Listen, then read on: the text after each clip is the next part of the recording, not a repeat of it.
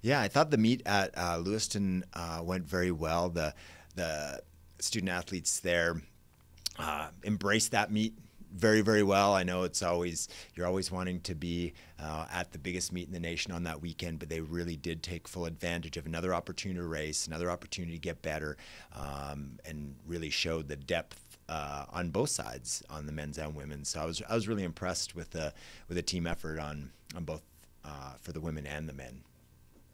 And then, so for pre-national then as well, as far as how everybody finished and stuff like that, can you just talk a little bit about overall like what you and your staff saw? It was another great learning experience getting on that course once again, and now starting to deal with the conditions slowly with what we might see at nationals in November. So I thought, again, just taking full advantage of another high-end race, top meet in the nation on that weekend. So I thought, we took a lot from that meet and have really embraced what we've learned from that. And I think we've become a much better team again following that as we move forward to our official championship part of our season. Gotcha. And then, Emma Jenkins and Chandler Teagan both continue to, be at the top of, ranks there. As a coach, between whether it's you personally or your staff as well, how do you prepare for these meets as far as, you have someone like Chandler who's just, been doing it for years, he kind of knows, how to prepare, as opposed to Emma who has had the success, who is, very green as far as, preparing and running in these meets. I guess how does your coaching strategy, differentiate those type of runners? Yeah, as much as we try to do everything as individual as possible, and people respond a little differently to different types of motivations and everything, and Chandler definitely has the experience, has been to NCAs as a freshman, has been in every high-end meet, indoor, outdoor, cross country that you can imagine, but it's and it's easy to take that for granted a little bit and just assume that everything's perfect for him. So, I think it's important that, our staff does a good job of just reminding him again, what he's capable of doing, how he can run with the very, very top athletes in the entire nation.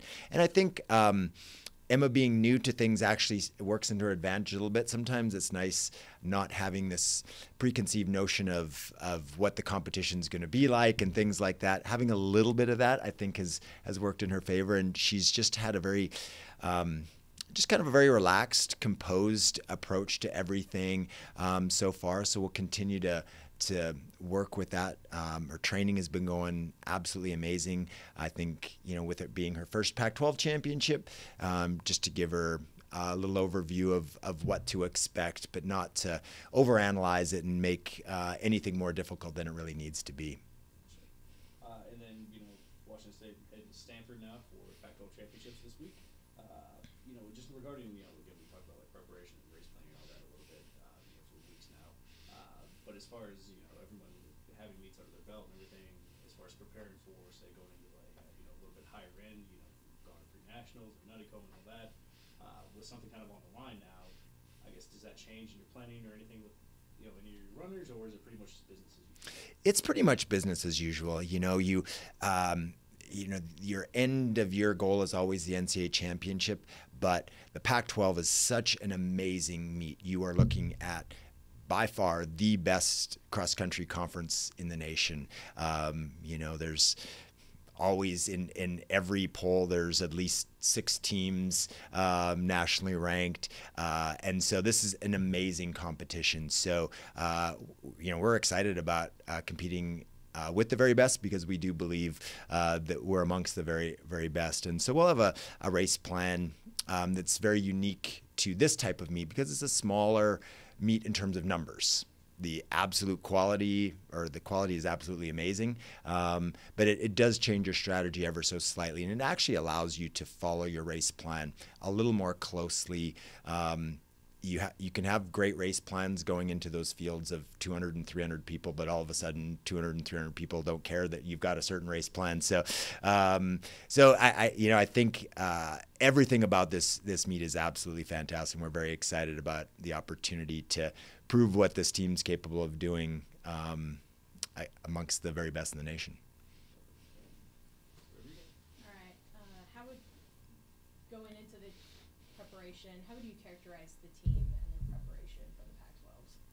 Yeah, I think you come back from a meet like Wisconsin, and you're dealing with midterms, and you're dealing with some long travel. And I think last week we had a very good balance of trying to get people back onto some schedules, get them recovered a little bit. And the start of this week, you can see people are starting to feel more recovered. They're very excited, and so I think our preparation has been fantastic, and their execution over the last few days has been very, very good. We had a fantastic practice yesterday, another nice long run today, so I think we're really ready to go. All right. With Pac-12s, you're able to run 10 athletes for each team. How hard was it for you to decide who was going to compete at Pac-12 after the performance at like the Inland Empire Championships? Yeah, it's extremely difficult. We've got a team with this much depth, with the level of commitment from top to bottom on this team. It's extremely difficult. It's a task that I don't enjoy. It's a long, thought out process to make what we feel is the best decision for this weekend, and what might not necessarily be the same athletes that will run at regional. We look at where people are in terms of their health and other factors. But yeah, it's a great question, and probably the most difficult decision that I face in terms of something specific to our team throughout the season. How have you seen your team deal with adversity throughout the season going up to this point? Yeah, I think you'd like to plan the season with the assumption that everything's going to be perfect every day, every meet. And I think having some ups and downs, I think you really learn as much, or maybe even more, from adversity or a individual bad race or something like that. So I really do think over the last couple of weeks we've grown as a team, and so their ability to overcome any adversity, I think, has been really impressive, and it shows a great deal and level of maturity and leadership in our student athletes. What are some of the specific areas of growth that you have seen in your team? Well, I think just an understanding, I think, of, and it's funny, it's not to overstate the obvious, but dealing with adversity is like kind of mentioned, is how we grow a little bit, an understanding of how we can get better with that. And so I think just being able to communicate that and work together as a team, relying on your coaching staff and their teammates to really help with that. And just, again, an overall understanding that as much as we are wanting to progress, and we do continue to progress from week to week, it's not going to be this linear progression, this nice smooth from being at one level and getting to another level, that there are going to be some ups and downs. And I think once we can embrace that, understand that, then we can learn a lot more. And this group over the last little bit especially has done a great job with that. What are you looking forward to most going into the Pac-12s? This meet, as I mentioned, is just always exciting. That you're up against the very, very best. The Pac-12 puts on an awesome meet. Stanford will put on an awesome meet. So it's just the overall experience. I'd like to say there's just nothing not awesome about the Pac-12 cross-country championships. We're excited to demonstrate what we're capable of doing. We're very prepared, very ready. Excited for the whole weekend and race day for sure. Thanks, and go Cougs.